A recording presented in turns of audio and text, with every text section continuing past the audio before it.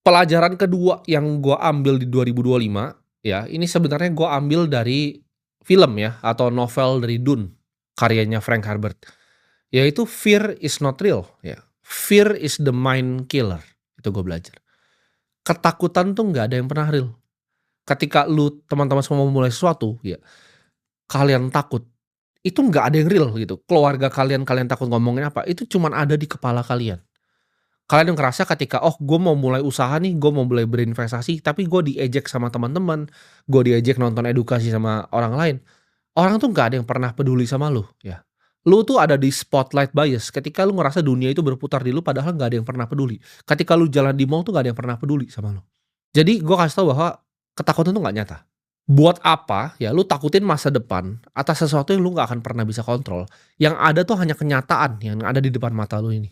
Ya, di detik ini kenyataan tuh yang ada. Ketakutan di masa depan tuh nggak ada, ketakutan di masa lalu tuh juga nggak ada. Yang kita bisa kontrol tuh cuman satu, ya dunia luar kita nggak bisa kontrol, yang kita bisa kontrol adalah pikiran kita. Kita mau maju atau kita nggak mau maju.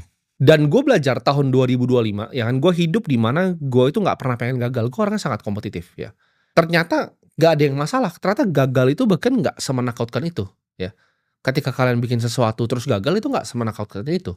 Ketika awal-awal gue di karir gue takut gagal gitu. Tapi gue pernah bikin startup ya, dipuja satu Indonesia, sampai masuk, penghargaan di luar negeri segala macam, ya mau diinvest sama salah satu venture capital paling besar di dunia, investornya Apple. Umur 19 tahun orang bilang semuanya golden boy, lalu hancur ya, semuanya hancur dan gue rasa ya not so bad gitu kegagalan. Gue bisa belajar banyak dari hal itu, dan gue bisa lompat lebih jauh. Jadi 3 langkah mundur untuk 30 langkah ke depan itu nggak masalah.